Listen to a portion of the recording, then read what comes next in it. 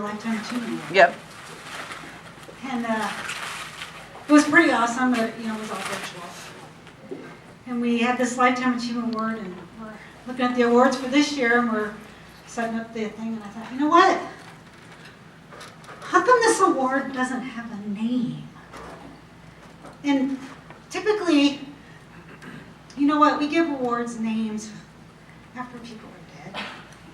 Or maybe after all their friends are dead. And so we want to do this right. We want someone that is well deserving of this, someone whose name will live forever as the Lifetime Achievement Award. And I can't think of anybody better than our own Gene Trobia. So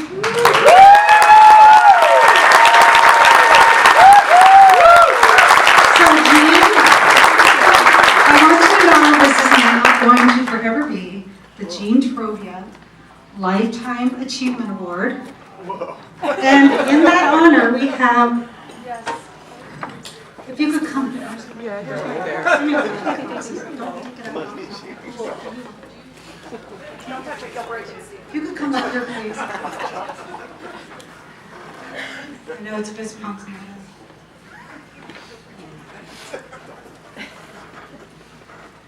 In your honor, we had, I know we can't hug, but okay. God, that's so nice. Michael's here?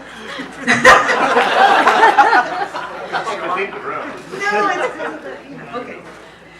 All right, so in your honor, we even had a special award made. Is it a foot? No, it's not amputated. You are the first recipient of the Gene Trobia.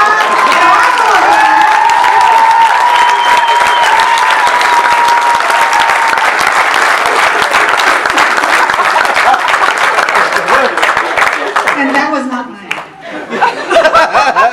So who's up right here? Do you want to say any few words before we give out the rest of the Gene Trobia Lifetime Achievement Awards this year? First of all, I'm blown away. And thank you so much. Unaccustomed as I am to public speaking. I just want, this is overwhelming, and I never expected this. Thank you so much. And I gotta say, geez, I hate choking up. This group has meant more to me than about anything. So I really appreciate it. And I just want to say that just the networking and the personal involvement with people here, I mean, I'm at the end of the career, but just watching all the new people and the presentations and like the lunch talk today, killer. It just gives me so much hope in a really weird environment that things can get better and improve. So I think I really can't tell you how much I appreciate this, but my daughter went into our game things and changed all my avatars to be a pudgy bald guy.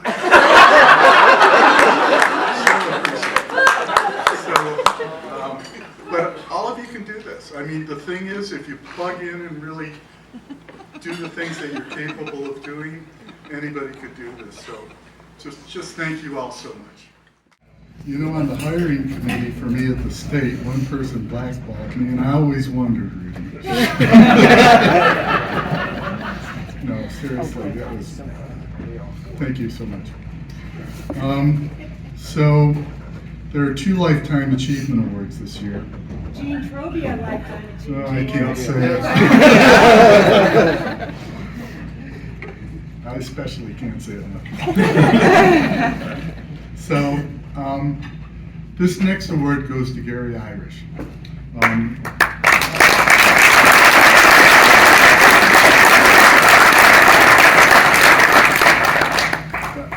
Gary's retired and has been for a while, but I just want to say a few words about him, and a lot of you here know Gary.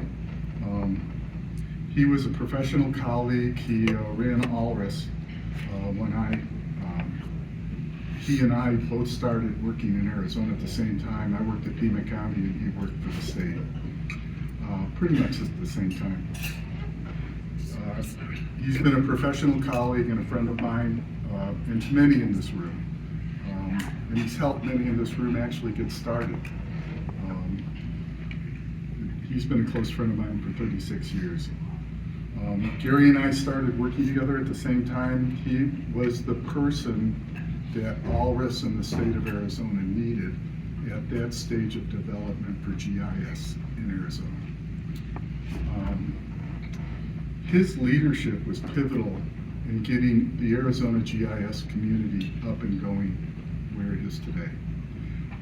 There's people like Rudy that really, I was on that committee that Rudy put together for the GIS APLS, and I was at 𝐁𝐵𝐺IC for a long time then, and I saw many other states get into real cross swords with the survey community, and we didn't have that happen. So I know this is about Gary, but I want to say this about Rudy. That was wonderful. And Jack Davis, and wherever he is, if he's here. There you go.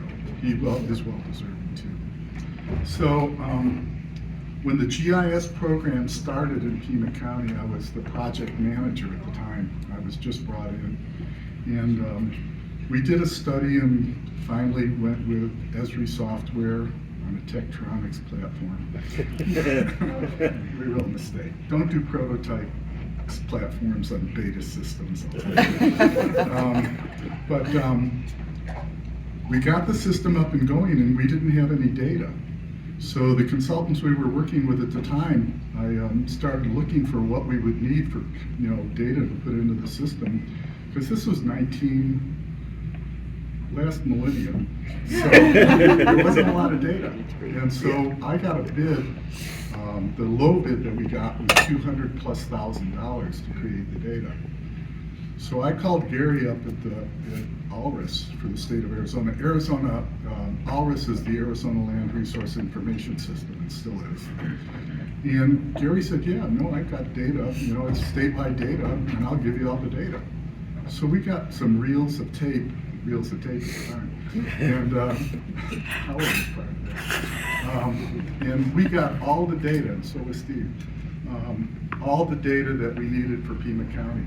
And it was a way that when people didn't know what GIS stood for, Graphic Information System, we got up and going so fast that we were really able to show a lot of demonstrable projects very quickly, and it wouldn't happen if Gary hadn't done that. And we weren't the only ones. When I brought this up at first, Jami said that he helped jumpstart ADOT. DES, that's right, DES. She used to work for DES. So, and then when I came years later from Pima County to the state of Arizona, Gary had a lab in the basement of state lands, and he just had computer systems up, and he was training people. He was giving data to people all around the state.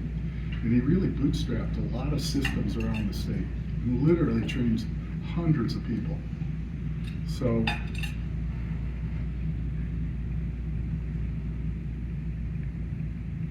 I can't tell you how much he did at that time to really, and I remember ASU was on this really weird system at the time, and he got them switched over, or helped get them switched over from an IBM infrastructure system to a GIS. Oh, yes. GIS, whatever that was. Anyways, so, and I'm going to say, at Pima County, we wouldn't have been where we were as fast as we were in starting the things that we did if it wasn't for Gary. And, and some of the things that he did then really translated to AGIC and where we are now. And Pima County is really one of the premier GIS systems in the state. And I'm not prejudiced, but it really is. And it really has to do with him. And I know that, especially in a lot of rural counties, he really helped them out a lot. Also at the time when dinosaurs were roaming the earth, there was no AGIC, believe it or not. There was a state mapping advisory committee, and we would meet to go through what the USGS quads needed to be updated for the state.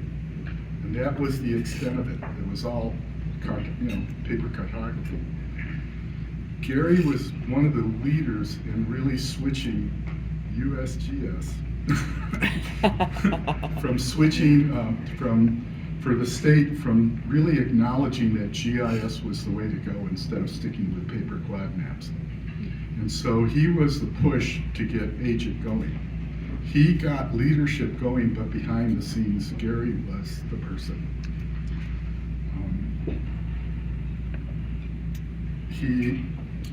He was essential. It got Rudy involved too in setting up AGIC. And AGIC started as a very state agency-centric organization.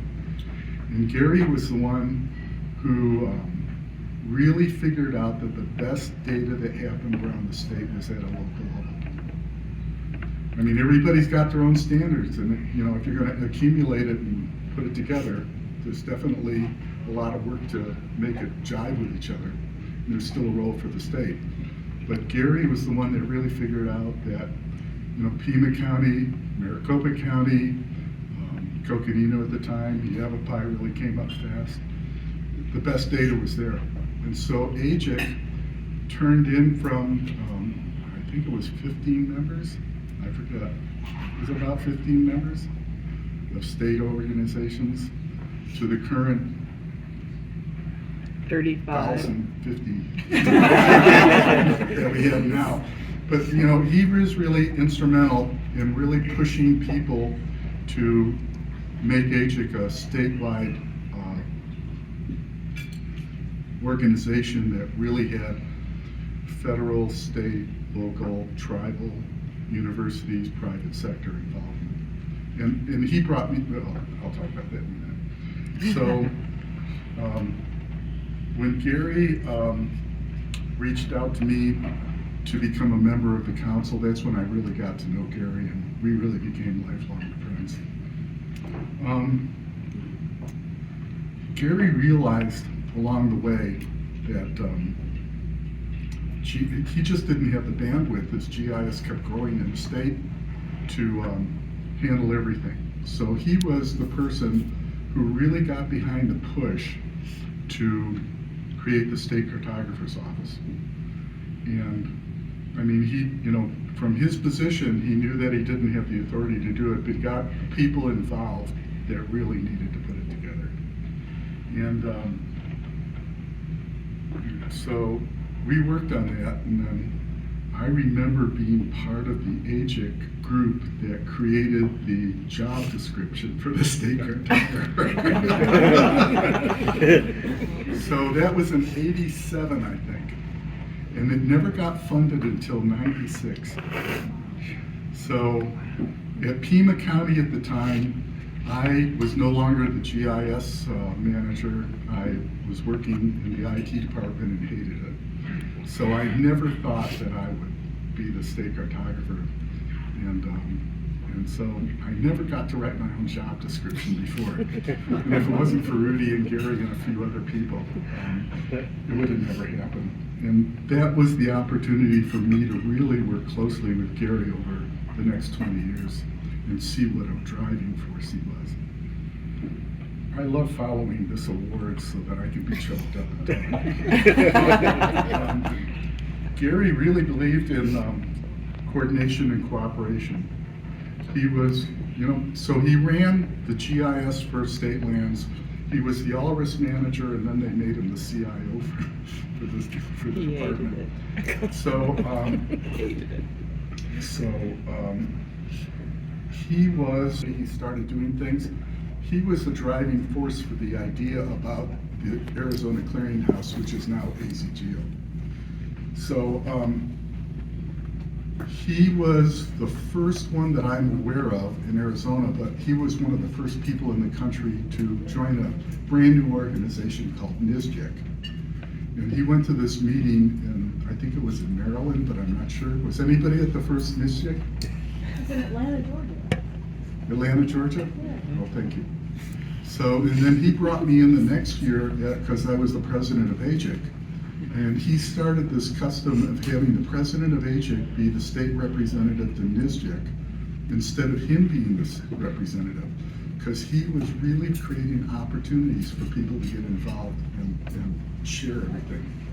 So he started that, and as state cartographer, I continued it, and to this day, the president of AGIC is the state representative to NSGIC and goes to the NSGIC conferences. So I developed that philosophy, and I share it with him. Just as much as you can get other people involved, and I didn't really think of the term at the time, but he was such a great mentor that he just mentored people getting involved. And I think you look at the whole mentoring program, Women in GIS and all of that, it's really what makes this organization so great. And that continues. So I saw the many things that Gary did to promote GIS in Arizona, throughout Arizona. And for those reasons and many others, I think that Gary Irish is extremely deserving to, and I won't say it. You gotta say it. Eighth lifetime achievement.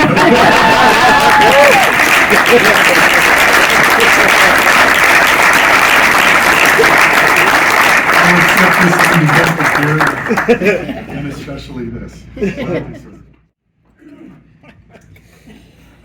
Well, I can't do that too much, so I'm just going to say this right up. Okay, at lunch, did Steve remind everybody to bring their sunglasses? Yeah. If you got them, I would like you to put them on. You gonna do the risky business dance for us? I am not going to do this. Because this award is an honor.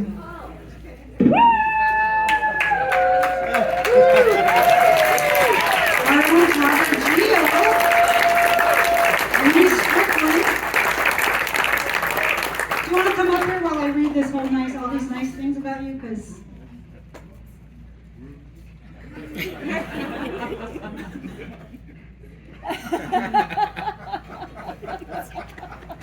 and he's really irritated because we made him go first with Michael's award because I wanted to.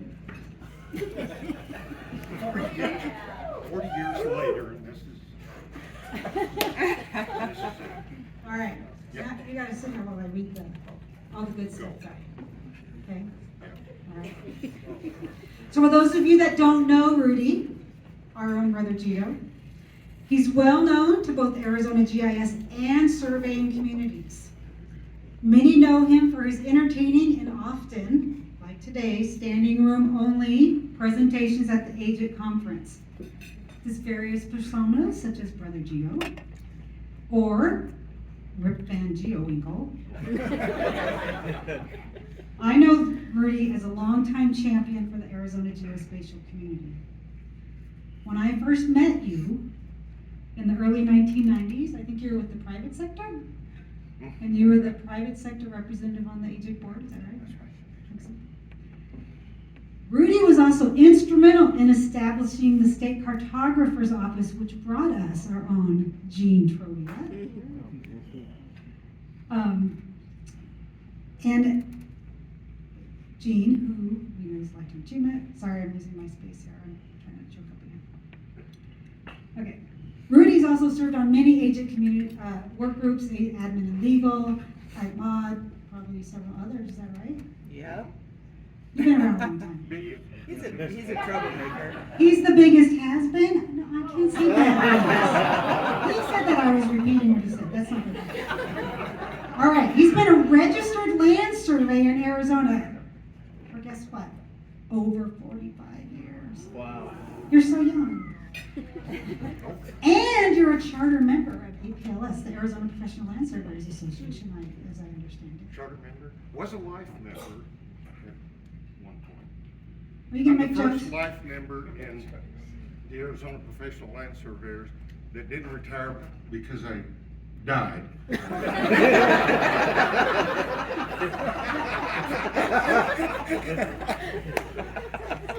trying to say nice things, okay.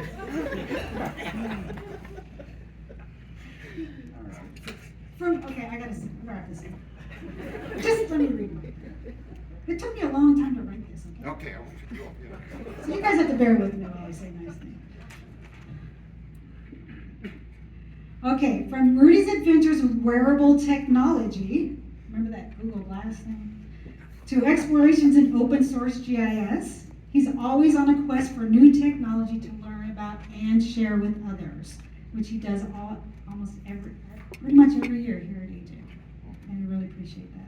He's taught geospatial courses for both U of A and ASU. How you managed to do that. He also continues to develop and teach hands-on workshops here.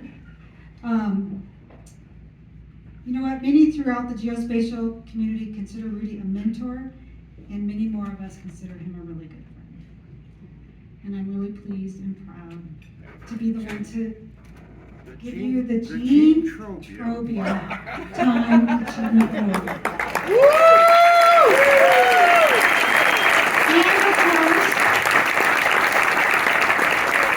And of course, you also get your own Gene Trobia bobblehead.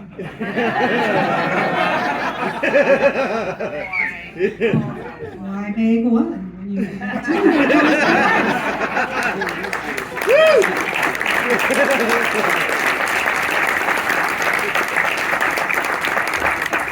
can't imagine what an honor this is. Really.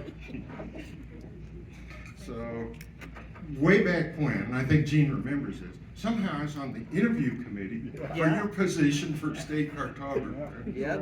Yeah, this guy seems okay. He was leading light down at the city of Tucson, right, for the GIS prototyping down there. So it's something. This guy's a smart guy. So, I am pleased to have this. I'm going to put this in a prominent place, Gene. You can believe it.